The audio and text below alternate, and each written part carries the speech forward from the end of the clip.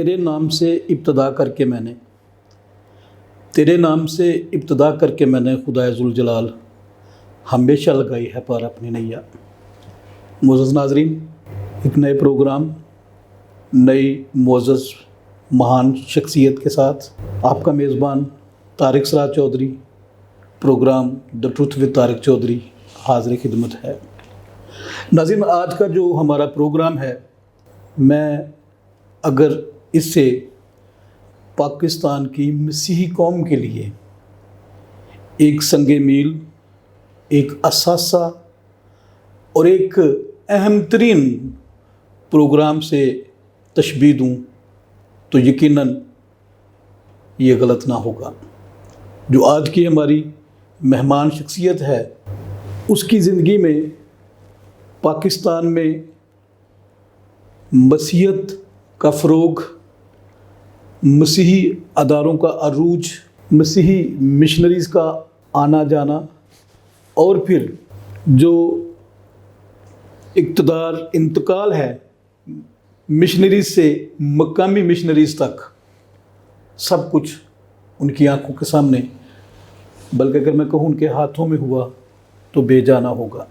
एक अहद साज शख्सियत जिसका पाकिस्तान में बसने वाले मसीहियों की ज़िंदगी पर एक बहुत बड़ा किरदार है, एक बहुत बड़ा हिस्सा है उनका मसीहियों की तरक्की, खुशहाली और रूहानी प्रॉस्पेरिटी में। मसीही अदारों के तहफ़्फ़ुज़ के लिए, मसीही अदारों की बहाली के लिए, मसीही अदारों को खूबसूरत बनाने के लिए यकीनन आप मेरी इस बात को सुन के आपके अंदर यकीनन एक तांग होगी कि आप भी उस शख्सियत को जानें। मेरी ये खुशकिस्मती है, बल्कि मेरा ये दरीना ख्वाब था जो आज पूरा होने जा रहा है कि हमारे मेहमान मुअज़्ज़ज़, जिनको खुदावंद ने बेशुमार बरक़ात से, बेशुमार नेमतों से और बेशुमार फ़ज़ाइल से मालामाल किया, वो आज हमारे साथ हमारे इस प्रोग्राम में शामिल हैं। नाज़रीन, मज़ीद वक्त नहीं लेना चाहता, आपके और अपने मेहमान के दरमियान ज़्यादा हाइल नहीं होना चाहता। मैं चाहता हूँ कि आप आज की हमारी इस मुअज़्ज़ज़ मेहमान, जिसको खुदा ने बड़ा कद दिया और चर्च की, कलीसिया की रहनुमाई के लिए, बेहतरी के लिए, फ़लाह के लिए इस्तेमाल किया, मेरी मुराद जनाब मोहतरम काबिल साद एहतराम जनाब विक्टर अज़राया साहब, जनरल सेक्रेटरी हैं नेशनल काउंसिल ऑफ चर्चेज़ इन पाकिस्तान, और बेशुमार उनके पेज पे उनकी खिदमात जो हैं वो मौजूद हैं, जिनको हम हिस्सा ब हिस्सा थोड़ा थोड़ा करके उनका अहाता करने की कोशिश करेंगे। सर, हम अपने इस प्रोग्राम में आपको बाज़ाब्ता तौर पर खुशामदीद कहते हैं। आपका शुक्रिया, सो नाइस ऑफ यू। नाज़रीन, दास्तान इतनी लंबी है, शुरू करना यकीनन एक मेरे लिए भी मुश्किल अमर सा लग रहा है। तो सर, मैं गुजारिश करूंगा कि आप अपना मुख्तसर सा अपना फैमिली बैकग्राउंड और थोड़ा सा तारुफ जो है वो हमारे नाज़रीन के लिए पेश करें, ताकि हम फर्दर अपने प्रोग्राम को चला सकें। तारक साहब, मैं आपका शुक्रिया अदा करता हूँ इस प्रोग्राम के लिए। मेरे वालिद साहब R.W. ज़राया, he was a teacher. वो मुख्तलिफ़ स्कूलों में भी रहे, जेल में भी, रावलपिंडी में भी, और आखिरी उनकी जो मुलाजमत थी या जो उन्होंने टीचिंग की थी वो सेंट फ्रांसिस स्कूल लाहौर में की। ओके। वो उस वक्त के ग्रेजुएट थे, जबकि कोई ग्रेजुएट शाज़ नाज़र ही मिलता था। बिल्कुल ऐसे। 1886 की बात कर रहा हूँ मैं। क्या बात। फिर वो उन्होंने तालीम के महकमे में सर्विस शुरू की बतौर उस्ताद। जहाँ तक मुझे मालूम है, उन्होंने जब जिक्र किया कि वो रावलपिंडी में जो स्कूल है वहाँ भी पढ़ाते रहे। फिर इंडिया में प्रॉबेबली मेरठ یا کوئی اور جگہ سے مجھے یاد سے نہیں، وہاں بھی انہوں نے، ہاں بامبے کا مجھے یاد ہے کہ انہوں نے بامبے بھی پڑھایا، اور کراچی میں بھی سندھ مدرسہ اسکول میں بھی شاید انہوں نے کچھ عرصہ کام کیا۔ آخر میں وہ لاہور میں سینٹ فرانسس اسکول میں منتقل ہو گئے میں اپنی فیملی کے۔ زیادہ خدمت انہوں نے پریسبیٹرین چرچ جو اس وقت تھا اس میں انہوں نے زیادہ خدمت کی، جہلم میں، اور ایک جگہ ہے جہلم میں سنگھوئی، جی ٹھیک، وہاں پہ وہ ہیڈ ماسٹر بھی رہے، اور پھر وہ وہاں سے چھوڑ کر لاہور میں آ گئے اور سینٹ فرانسس اسکول میں اپنی وفات تک انہوں نے وہاں پر کام کیا۔ ہم 6 بھائی ہیں، 2 بہنیں۔ اس وقت دونوں بہنیں تو فوت ہو چکی ہیں، 4 بھائی بھی فوت ہو گئے ہیں۔ جان بینین عزرایہ جو برک بانڈ کمپنی کے مینیجر رہے اور کراچی میں چرچ کے کاموں میں بڑھ چڑھ کر وہ حصہ لیتے تھے۔ ان سے جو چھوٹے بھائی تھے چارلس عزرایہ، وہ مینیجر تھے بٹالہ انجینئرنگ کمپنی میں، اور زیادہ عرصہ انہوں نے ایسٹ پاکستان جو کہ بنگلہ دیش ہے وہاں پہ انہوں نے بطور مینیجر کام کیا، اور بٹالہ انجینئرنگ کمپنی کی جو پروڈکٹس ہیں، ڈیزل انجن ہے، لیتھ مشین ہیں وغیرہ وغیرہ، یہ انہوں نے وہاں پر سیل کی۔ ان کا بہت بڑا آفس تھا، تقریباً 30-40 لوگ وہاں پہ ان کے یہاں کام کرتے تھے اس وقت۔ ان سے جو میرے چھوٹے بھائی تھے جارج عزرایہ، وہ لاہور کچہری میں انہوں نے کام کیا، اور ان سے جو چھوٹے تھے الفریڈ عزرایہ، وہ ریلوے میں کام کرتے تھے۔ میں ان سے چھوٹا تھا، 5-6 نمبر پہ آپ کے سامنے بیٹھا ہوں، جو سوالات کریں گے اس کا جواب دوں گا۔ آمین۔ مجھ سے جو چھوٹا تھا ایکبرٹ عزرایہ، وہ پروفیسر تھے، انہوں نے ایم اے انگلش کیا تھا، اور دیال سنگھ کالج میں زیادہ عرصہ انہوں نے کام کیا۔ اس کے بعد وہ کینیڈا شفٹ ہو گئے، وہ اب تا حیات ہیں، دوسرے بھائی تو فوت ہو چکے ہیں، وہ اس وقت کینیڈا میں اپنے بیٹے کے ساتھ ہیں۔ اور وکٹر عزرایہ اس وقت آپ کے سامنے حاضر ہے، جو حکم کریں گے بات چیت کروں گا آپ سے۔ سر، بات چیت کا سلسلہ ہم ضرور آگے بڑھاتے ہیں۔ آپ نے پاکستان بنتے دیکھا، جی، جو مسیحی لوگ ہیں ہم دعوے دار ہیں کہ ہم نے پاکستان کو بنانے کے لیے بڑا کلیدی کردار ادا کیا۔ یقیناً ہم نے کتابوں میں بھی پڑھا اور اپنے بزرگوں سے بھی سنا، لیکن آپ چونکہ اس سارے نظام کے آئی وٹنس ہیں، اور خدا کا شکر ہے کہ آپ کا تعلق جو ہے وہ ایک پڑھے لکھے خاندان سے ہے، اور اس وقت بھی آپ ایک باشعور خاندان اور ایک مطلب آپ بلوغت کی زندگی میں آ چکے تھے۔ تو تھوڑا سا ہمیں تحریک پاکستان میں جو مسیحی ہیں ان کے کردار کے بارے میں روشنی ڈالیے گا۔ دیکھیے، پاکستان کی جو تحریک ہے وہ آل انڈیا مسلم لیگ کی طرف سے تھی۔ جی سر۔ آل انڈیا مسلم لیگ جو قائم کی گئی وہ بنگال میں قائم کی گئی تھی، بنگال میں، اور سہروردی صاحب وہ اس وقت کے خاصے لیڈر تھے، اور بھی بے شمار تھے جن کے اس وقت مجھے نام یاد نہیں ہیں۔ پاکستان کی تحریک میں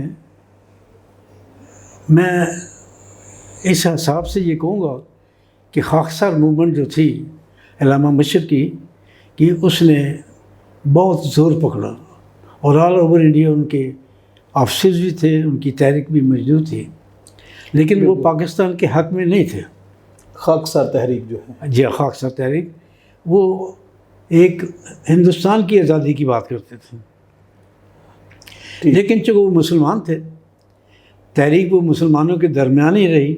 بالکل صحیح۔ اور وہ میں نے علامہ مشرقی کو خود ہی دیکھا، ان سے ہاتھ بھی ملایا، بہت قداور شخصیت تھی۔ جب میں نے ان کے ہاتھ ملایا تو ان کے ہاتھ بہت بڑے تھے، میرے 2 ہاتھ ان کے ہاتھ میں آ سکتے تھے اس وقت۔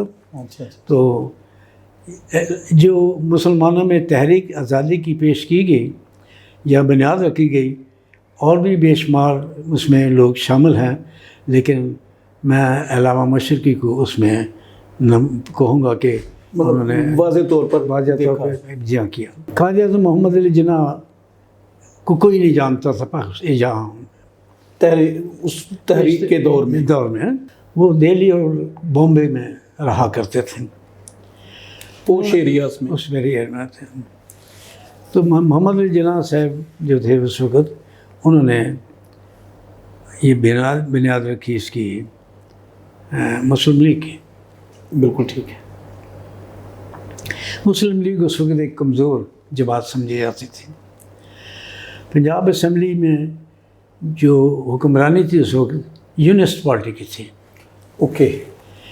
اور سکندر یاد خان، سردار سکندر یاد خان اور خضر یاد چیف منسٹر ہوا کرتے تھے۔ باقی اس وقت ہمارے کرسچنز میں سے 4 ممبرس تھے، جن کے میرے نام ہیں، ایک محترم ایس پی سنگھا صاحب تھے، جشوا فضل الدین تھے، اور ایک 2 اور نام تھے جس وقت میرے ذہن میں نہیں آ رہا۔ سی ای گبن، ہاں سی ای گبن تھے، وہ انگلینڈ ان کو ریپرزینٹ کرتے تھے، اور چندو لال تھی، یہ 4 لوگ تھے۔ یہ صرف مسیحیوں کی ریپرزینٹیشن تھی وہاں پر، کوئی ان میں مسیحیوں کا کوئی خاص ایجنڈا ان کے پاس نہیں تھا۔ ٹھیک ہے۔ اسی اثنا میں پاکستان تحریک نے زور پکڑا، اور یہ پنجاب میں سب سے بعد میں داخل ہوئی ہے یہ تحریک، ان کے پنجاب میں اینڈ پہ داخل ہوئی ہے، اینڈ میں داخل ہوئی ہے۔ تو یہ جو تحریک تھی پنجاب میں دیر میں آئی، لیکن پنجاب نے ہی اس تحریک کو زیادہ مضبوط کیا، بامی عروج تک جی پنجاب ہی لے کے گیا، پنجاب نے پہنچایا، جو پنجاب مسلم لیگ کے نام سے کہلائی گئی۔ اصل جو تحریک پاکستان میں مسلم لیگ کا کردار ہے، جیسے آپ نے بتایا کہ یہ دہلی، بامبے اور جو دوسرے علاقے تھے وہاں پہ اس نے زور پکڑا، اور پھر یہ پنجاب میں داخل ہو گئی، اور پھر پنجاب میں جب یہ داخل ہوئی تو پھر اس کو عروج ملا۔ اس وقت جب یہ پنجاب میں داخل ہوئی ہے تو یونسٹ پارٹی کی حکومت تھی پنجاب میں۔ ٹھیک ہے۔ یونسٹ پارٹی بھی مسلمانوں کی تھی، جی بالکل ٹھیک ہے۔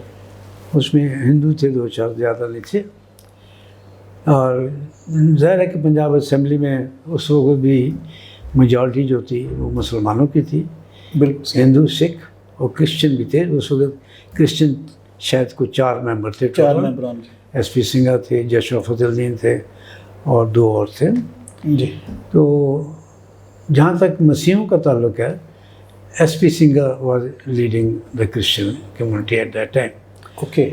لیکن چونکہ کرسچن کمیونٹی کو اپنی کوئی پولیٹیکل بات نہیں تھی، ویٹیج نہیں تھی، یعنی کہ ویٹیج کے علاوہ کوئی ایشو نہیں تھا۔ ٹھیک ہے۔ جیسے کہ مسلم لیگ کا تھا کہ ہمیں پنجاب ملے، سندھ ملے یا ایسے علاقے ملے، تو کرسچن تو جہاں تھے وہیں کے وہیں انہوں نے رہنا تھا۔ بالکل صحیح۔ اس لیے وہ پنجاب میں ویسے ہی تھے جیسے پہلے رہتے تھے۔ اور ہندو اور سکھ جو تھے، نیچرلی جب پاکستان بن گیا تو ان کو اس بات کا احساس ہو گیا کہ یہاں پر وہ نہیں رہ سکتے۔ ٹھیک ہے۔ ان کے کیمپ بن گئے، لاہور میں بھی بہت بڑے بڑے کیمپ بنے، بالکل صحیح ہے، انڈیا جانے کے لیے۔ اس وقت میں ڈسکے میں تھا، اور جتنا ڈسکے کے تھے یا سمبلیال کے لوگ تھے وہ اس کیمپ میں آ گئے تھے، ہندو سکھ۔ تو ظاہر ہے ان کی ضروریات زندگی جو تھی، مسلمان تو وہاں نہیں جا سکتا تھا۔ بالکل صحیح۔ ہم لوگ جو چھوٹے تھے، میں 15-16 سال کا تھا، ہمارے ساتھ اور بھی ساتھ تھے، وہ ہم سے کہتے تھے جی ہمیں پیاز لا دو، نیبو لا دو، ضروریات زندگی جو ہے لا دو، اس قسم کی چیزیں وہ ہم سے مانگتے تھے۔ جہاں تک ہم سے ہو سکتا تھا ہم ان کو پرووائڈ کرتے تھے۔ بالکل صحیح۔ کوئی 15-20 دن سے یا مہینے تک وہ اس کیمپ میں رہے، اور انڈیا والوں نے وہاں سے ٹرک ارینج کیے، ان کو ٹرانسپورٹ کر کے وہ انڈیا امرتسر کی بارڈر کی طرف سے لے گئے۔ کچھ لوگ جموں کی بارڈر سے چلے گئے، بالکل صحیح، اور کچھ اس طرف سے چلے گئے۔ تو یہ اس وقت یہ صورتحال تھی۔ لاہور اس وقت سنسان ہو گیا تھا، بازار بند تھے، چونکہ ساری تجارت ہندو اور سکھوں کے پاس تھی. بالکل. تو مسلمان تو چند لوگ تھے جن میں سے ایک عنایت اللہ انسان تھا، باقی گوشت بیچنے والے مزدور طبقہ زیادہ تھا. پیسہ اخبار میں اس قسم کے تھے. بالکل یہاں کے ہندو وغیرہ نہیں جاتے تھے. تو یہ صورتحال تھی اس وقت لاہور کی. میں ڈسکے میں تھا، ڈسکے میں بھی ایسی ہی صورتحال تھی. بازار خالی ہو گئے تھے، سب کچھ تھا. پھر وہاں سے انڈیا سے جب مسلمان آئے ان کو بھی ہم نے جہاں تک ہو سکا سہارا دیا، کیونکہ اس وقت پیسہ تو لوگوں کے پاس بہت تھا، سامان نہیں ملتا تھا، کھانے کو نہیں اشیاء ملتا، خرد و نوش اشیاء خرد نہیں ملتی تھی. اور وہ جو ہندو تھے میرے نالج میں جو ہے وہ بوریاں بھر کے اپنے نوٹ شوٹ پیسے پوسے ساتھ لے گئے. بالکل صحیح. اور انہوں نے یہاں تک بھی تھا، ہم بیچ میں پھرتے تھے کیمپ میں، وہ کہتے جی 132 روپے یا 130 روپے لے لو پیسے، ہمیں نوٹ دے دو. اچھا اچھا، یعنی کہ وزن کاغذ والی کرنسی جو ہے وہ مل جائے. ہاں، اور جو کوائنس تھے ان کے پاس بوریاں بھری تھی ان پیسوں کی، کوائنس کی. وہ تانبا تھا نا. ہاں اچھا اچھا اچھا. انہوں نے تانبے کے طور پر رکھا ہوا تھا. بالکل. اب ان کو اٹھانا مشکل تھا. ایسے ہے وہ تو یہ اس قسم کی باتیں ہوتی تھی چھوٹی موٹی، جو مجھے آج تک یاد ہے. بہت خوبصورت چیزیں سر آپ نے شیئر کی ہیں. سر میں ایک اور چیز تھوڑی سی ایڈ آپ کو گزارش کروں گا کرنے کے لیے، کہ جب ہندو اور سکھ کا ایگزٹ ہو رہا ہے پاکستان سے اور انٹرنس ہو رہی ہے مسلمانوں کی انڈیا سے پاکستان میں، تو تاریخ کہتی ہے کہ بہت زیادہ بلڈ شیڈ بھی ہوا. اس میں کوئی شک نہیں. میں نے لاشیں دیکھی، قتل ہوئے لوگوں کو دیکھا. کیمپ سے میں نے یاد ہے کہ میں کیمپ کے باہر کھڑا تھا، اسکول میں کیمپ تھا ڈسکے میں. ایک سکھ آیا، اس کے ہاتھ میں نیزہ تھا. اچھا اچھا اچھا. اکیلا تھا، سانس چڑھا ہوا تھا. اس نے بیان یہ کیا کہ میں اکیلے ہی گاؤں میں بچا ہوں، باقی سارے مرے گئے. مائی گاڈ. یہ صورتحال تھی. میں نے لاشیں ضرور دیکھی، لیکن وہ جو اس شخص کے لفظ ہیں، میں گاؤں میں اکیلے ہی بچا ہوں، بھاگ کے آ گیا ہوں، باقی سب کو انہوں نے قتل کر دیا. یہ صورتحال تھی. گاڑی ٹرین میں اگر کسی کو پتہ لگ جائے یہ ہندو ہے، اس کو وہیں مار کے ٹرین سے باہر پھینک دیتے تھے. گجرانوالے کے باہر قبرستان بن گیا تھا ریلوے اسٹیشن کے بعد. تو اس قسم کی صورتحال. اب تو مجھے بہت سی باتیں یاد نہیں رہی سر. گفتگو کرنے کے بعد کچھ یاد آتا ہے. یقیناً میں چاہتا ہوں کہ یہ یادداشت جو ہے یہ ہمارے لیے، ہماری جو نوجوان نسل ہے ان کے لیے ایک بہت بڑا انفارمیشن کا خزانہ ہوگا. اور سر ایک تاثر ہے کہ اس وقت جو میڈیکل کا شعبہ تھا وہ زیادہ تر جو ہے وہ مسیحیوں کی اس میں بہت زیادہ خدمات تھیں. آپ درست کہتے ہیں. اور جو لوگ مائیگریٹ ہو کے مسلمان ہمارے بھائی جو ہیں، بہنیں جو ہیں، ادھر سے آئے پاکستان میں، تو ان کی جو زخمی حالت میں آئے ان کی جو ہے میڈیکیشن اور ان کی مرہم پٹی کا انتظام جو ہے وہ جو ہماری مسیحی نرسز تھی، وہ ہمارے جو مسیحی ڈاکٹرز تھے، انہوں نے جو ہے وہ والنٹیرلی اپنی خدمات سر انجام دی. آپ کے سوال کے جواب میں پہلی بات میں یہ کہوں گا، اس وقت مسلم لڑکیاں نرسز نہیں بنتی تھیں. ٹھیک ہے. ہندو تھی یا کرسچن تھی جو نرسز بنتی تھیں. ڈاکٹر ہمارے کرسچن بہت کم تھے، زیادہ ہندو تھے. صحیح ہے. مسلمان کہیں کہیں ایک آدھا ضرور مل جاتا تھا، لیکن اس وقت زیادہ خدمت کی ضرورت تھی، نرسنگ کی ضرورت تھی. تو ہمارے لوگوں نے کیمپوں میں جتنے بھی پاکستان سے گئے ان کی خدمت کی، ان کا لک آفٹر کیا، میڈیکلی بھی ادروائز. اور جو مسلمان وہاں سے آئے تھے وہ بھی کیمپوں میں آ کے ٹھہرے، ان کا بھی انہوں نے پورا خیال کیا. اور یہ مسیح کو میں فخر سے کہہ سکتا ہوں کہ انہوں نے ضرورت مند جو تھے اس وقت، مرجھائے ہوئے لوگ تھے، چاہے وہ انڈیا سے جائیں یا پاکستان سے انڈیا جائیں، ان سب کی انہوں نے حفاظت کی، ان کی خدمت کی، ان کی ضروریات کو پورا کیا، میڈیکلی اور ادروائز۔ ناظرین، یہ خوبصورت پیغام ہے ہم آہنگی کا، یہ خوبصورت پیغام ہے انسانیت کا۔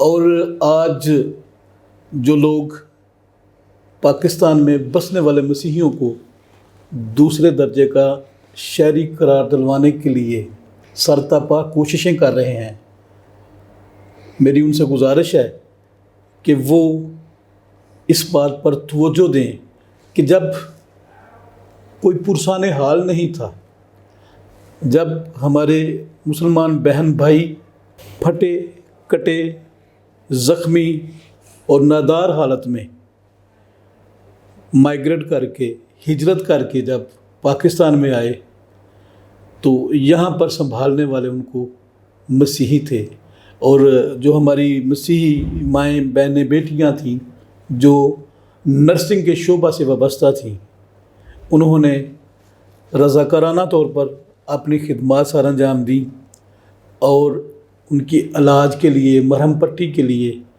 اور پھر سر نے بتایا کہ ان کے خورد و نوش کا، ان کے کھانے پینے کا انتظام بھی جو ہے وہ مسیحی نوجوان کرتے رہے۔ یہ ہمارا ایسٹ ہے، یہ ہمارا حصہ ہے پاکستان وجود میں آنے والی تحریک میں، اور پاکستان کے جب بن گیا تو پاکستان کے حالات کو معمول پر لانے کے لیے جو سب سے بڑا اور مین کردار رہا وہ مسیحیوں کا رہا۔ یقیناً یہ ایک لمحہ فکریہ ہے ان لوگوں کے لیے جو آج ہماری حب الوطنی پر شک کرتے ہیں، جو آج ہمیں دوسرے درجے کے، تیسرے درجے کے شہری قرار دینے کے لیے کوشش کرتے ہیں۔ یہ سچائیاں ہیں جو آج ہمارے بزرگ، ہمارے رہنما آج ہمارے ساتھ بیان کر رہے ہیں، اور میں یہ سمجھتا ہوں کہ یہ یقیناً پاکستان کے مسیحیوں کے لیے تو ایک ایسٹ ہے ہی ہے، لیکن یہ پاکستان میں ان نیرو مائنڈڈ، تنگ نظر دوستوں کے لیے بھی ایک آئی اوپنر ہے، ان کی آنکھیں کھولنے کے لیے یہ ایک خوبصورت گواہی ہے۔ سر، میں آپ کی اس بات میں یہ بھی ایڈ کروں گا، آپ دیکھتے ہیں کہ یونائٹڈ کرسچن ہاسپٹل، سر یہ یونائٹڈ کرسچن ہاسپٹل بنا ہی تھا ان ریفیوجیوں کے لیے جو قتل کیے ہوئے زخمی حالت میں بے سامان کی حالت میں پہنچے تو ہاسپٹل کھولا گیا ان لوگوں کے لیے۔ اس وقت ہاسپٹل کے پاس کوئی جگہ نہیں تھی، کالج بند تھا، ایف سی کالج، ٹھیک ہے، اس کے انہوں نے 2 ہاسٹل لیے، ہاسپٹل وہاں کھولا گیا، ہاسٹل میں وہاں پہ وارڈ اسٹارٹ کیا، کیونکہ ایک جو ہاسٹل تھا وہ 100 بیڈس کو اکاموڈیٹ کرتا تھا، آج بھی کمرے ایسے تھے۔ تو یونائٹڈ کرسچن ہاسپٹل کی جو بنیاد ہے وہ پارٹیشن کے وقت ہوئی، جب کہ مسلمان لوگ وہاں سے زخمی حالت میں تشریف لائے، ان کو یونائٹڈ کرسچن ہاسپٹل میں داخل کیا گیا، ان کے علاج کیے گئے، اور ہمارے جو کرسچن ڈاکٹرز تھے جو دیگر علاقوں میں بھی جا کے ان کا علاج کرتے تھے۔ اچھا، مطلب اگر کسی دور جگہ پہ جا کے بھی وہاں بھی کرتے علاج معالجے کی ضرورت محسوس ہوتی تھی تو وہ سروسز بھی جو ہے وہ ہمارے مسیحی ڈاکٹرز اور نرسز جو ہیں وہ ایمبولینسز ہوتی تھی، اس میں جاتے تھے۔ اوکے، خوبصورت ہے، خوبصورت ہے۔ اچھا سر، یہ تو فوری جو ہے عمل جب مائیگریشن ہوئی، اور یہ فوری عمل ہے، اس کے بعد بھی ایک عرصہ تک جو ہے جو مسیحی ادارے ہیں، آپ بہت بہتر ان کی نشاندہی کریں گے، جیسے مرے کالج ہے، ایف سی کالج ہے، گارڈن کالج ہے، یا دیگر جو ہمارے تعلیمی مراکز ہیں۔ تعلیم کے علاوہ جب یہ پارٹیشن ہوا اور ریفیوجیوں کا دونوں طرف سے آنا جانا ہوا، تو یہ اسکول اور کالجز کے پرمیسز تھے، پہلے یہ ریفیوجیوں کے لیے استعمال کیے گئے، ان کو پناہ دینے کے لیے، اکاموڈیٹ کرنے کے لیے۔ اور جو ہمارے مشنری لوگ تھے، لوکل بھی تھے، وہ پرووائڈ کرتے تھے ان کے لیے کھانا مطلب ہر قسم کی جو سہولتیں کہ ضروریات زندگی جو ضرورتیں وہ ان کو پرووائڈ کی جاتی تھی. تو یہ اس وقت بہت سی باتیں مجھے اس وقت یاد نہیں ہیں، لیکن میں خود بھی بڑا ایکٹیو تھا اس معاملے میں. میں 15 سال کا تھا. میں نے خود لوگوں کو سبزیاں، ترکاریاں، جو ضرورت کی زندگی تھی جہاں سے ملتی تھی، بازار بند تھے، لے کے آ کے ان کو دیتے تھے. بالکل. اور جب میں وہاں پہ پہنچتا تھا کیمپ میں تو میرے ارد گرد ہو جاتے تھے، سانو اے بھی لیا دو، اے کھٹا لیا دو، یہ لا دو، تاکہ ہیضے کا پرابلم ہوتا تھا، بد ہضمی کا پرابلم تھا، بے شمار چیزیں تھیں، بیماریاں جو ہیں وہ بھی جنم لے رہی تھی چونکہ حالات اس طرح سے قسم تھی. میں یہ سمجھتا ہوں کہ مسیحوں نے جو ہندو سے یہاں سے گئے ان کو بھی جہاں تک ہو سکا سرو کیا اور سلامتی سے یہاں سے جانے دیا. اور جب مسلمان آئے ان کو بھی سرو کیا، اور ان کو جب گھر میں وغیرہ الاٹ ہوئے اپنے اپنی جگہ پہ وہ چلے گئے، بس مطلب ان کو بسانے کا ایک بہت اچھا کردار ادا کیا. اور یہ صرف لاہور میں نہیں، پنجاب کے ہر علاقے میں ہوا، سندھ میں بھی ہوا ایسے. مجھے یاد ہے میرا بھائی خانے بال میں تھے، وہ بھی اس کام میں لگے ہوئے تھے، کھانے پینے کی چیزیں پرووائڈ کرتے تھے. بالکل صحیح ہے. تو یہ all over Punjab, all over Pakistan جتنا بھی تھا، میں سمجھتا ہر جگہ وہ کیا جاتا تھا. اچھا سر، یہ تو ہو گئی جو آباد کاری کا سارا مرحلہ ہے. جب پاکستان مارز وجود میں آ گیا، لوگ یہاں پر بس گئے، نظام زندگی شروع ہو گیا، تو جو میکسیمم بیوروکریسی جو میں نے بھی تاریخ میں پڑھا، آپ تو یقیناً عینی شاہد ہیں، تو بیوروکریسی میں بھی جو ہے وہ ہمارے بہت سے مسیحی جو ہیں بیوروکریٹس تھے. جو افواج پاکستان ہیں یا جو فورسز ہیں ان میں بھی، ایئر فورس میں، نیوی میں اور پاک فوج میں ہمارے بہت زیادہ افسران تھے.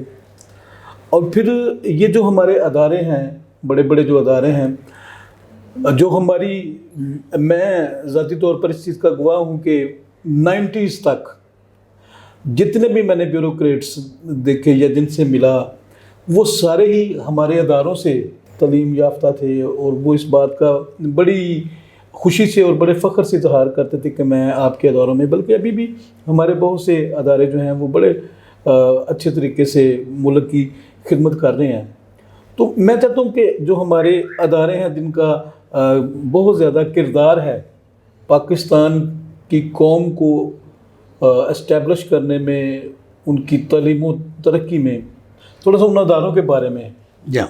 مسیح جو ادارے تھے تعلیم کے سر، وہ تقریباً ہر شہر میں تھے.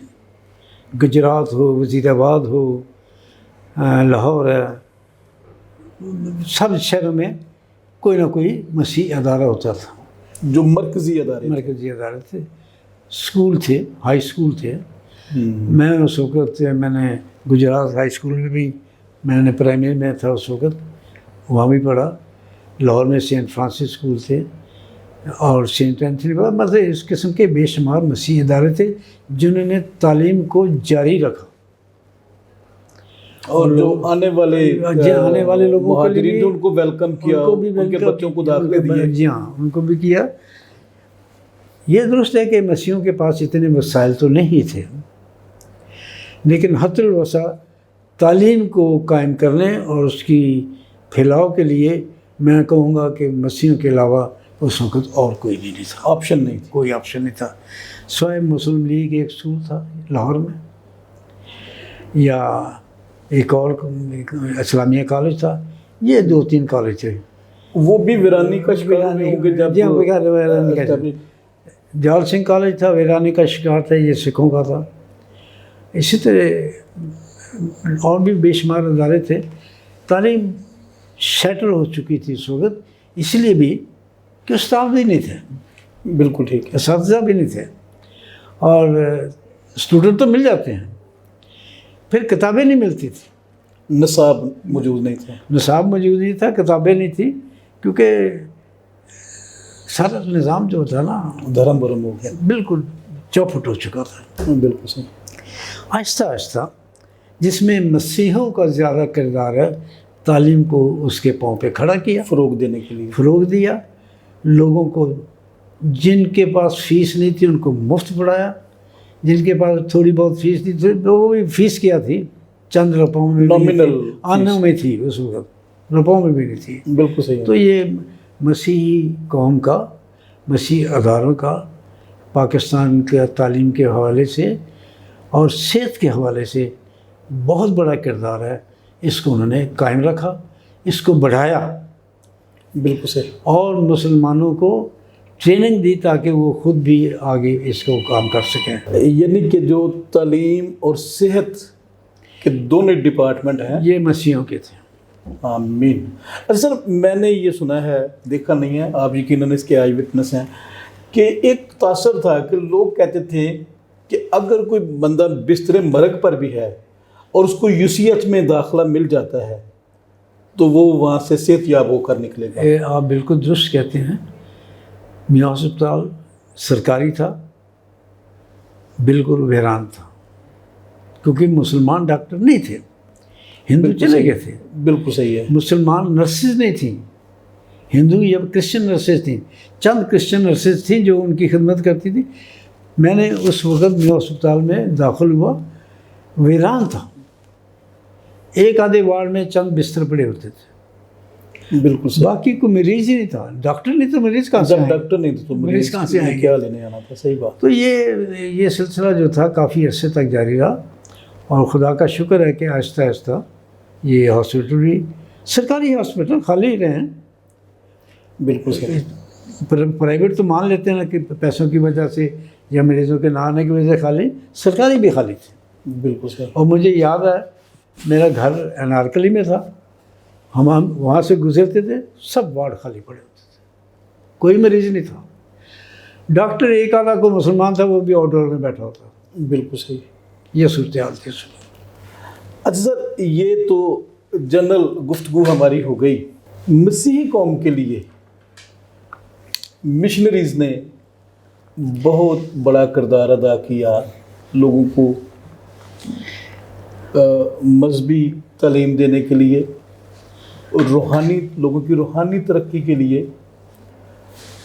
آپ کی نظروں کے سامنے مشنریز جو ہیں وہ انڈو پاک، اور جب پاکستان بنا بالخصوص تو ان کی جو خدمات ہیں وہ آپ کے سامنے، کیونکہ آپ کا تعلق پڑھے لکھے خاندان سے اور ایک بڑے گھرانے سے، اور آپ یقیناً ان تمام جو باتوں سے آپ بخوبی واقف ہیں کہ کس طرح مشنریز جو ہیں وہ اپنی خدمات سر انجام دیتے ہیں۔ میں یہ سمجھوں گا کہ اگر ہم اس بات کو اس زمانے کے حوالے سے دیکھیں تو دو محکمے جو تھے، ایک تعلیم کا اور ایک صحت کا، اس میں مسیحیوں نے بھرپور خدمت کی۔ بالکل صحیح ہے۔ اساتذہ کرسچن تھے، ہندو چلے گئے تھے، مسلمان بہت کم اساتذہ تھے، بالکل ٹھیک ہے۔ پڑھے لکھے بھی نہیں تھے، مسیحی پہ زیادہ پڑھے لکھے تھے یا ہندو سکھ پڑھے لکھے تھے۔ ٹھیک ہے، جال سنگھ کالج خالی تھا، بالکل صحیح۔ اسلامیہ کالج تھا، کیونکہ وہ تھا، پہلے بھی تھا۔ میں یہ لاہور کی بات کروں، سول لائنز، اسلامی کالج سے ہاں جی۔ اسی طرح مجھے یاد ہے اکاڑے میں کوئی ٹیچر ہی نہیں تھا، مطلب پریمسز موجود تھے لیکن سروس پرووائڈر کوئی نہیں تھا، کوئی نہیں تھا۔ تو یہ اس کو حت الوسع مسیحیوں نے اس لا کو پورا کیا، آمین، بغیر کسی لالچ کے۔ بالکل صحیح ہے۔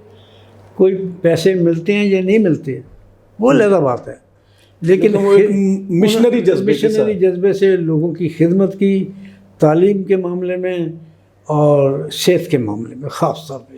بالکل صحیح ہے۔ یہ میں فخر سے بھی کہہ سکتا ہوں، میں نے اپنی آنکھوں سے بھی دیکھا ہے، اور اس میں کسی حد تک میرا بطور، اس وقت میں 15 سال کا تھا، میرا اپنا بھی حصہ، کنٹریبیوشن بھی ہے۔